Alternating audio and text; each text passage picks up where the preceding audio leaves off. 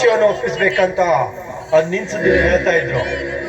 ಅದು ಯಾವ ಕೆಲಸ ಹೇಳಿ ಯಜಮಾನ್ರೆ? ಚೀಟಿಕೆ ಹೊಡೆಯೋದ್ರೊಳಗೆ ಮುಗಿಸಿ ಬರುತ್ತಾನೆ ಈ ನರೇಂದ್ರ.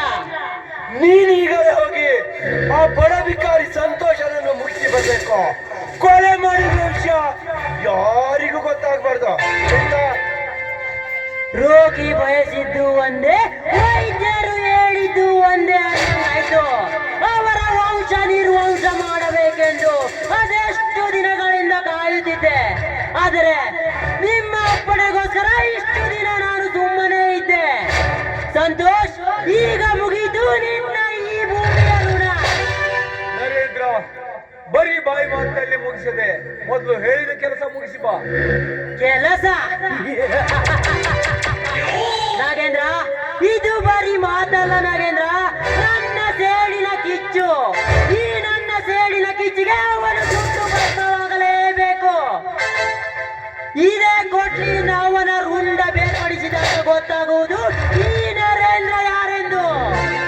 ಸುಮ್ಮನೆ ಮಾತನಾಡಿ ಸಮಯ ವ್ಯರ್ಥ ಮಾಡದೆ ಈಗಲೇ ಅವನನ್ನು ಮುಗಿಸಿ ಬರುತ್ತೇನೆ.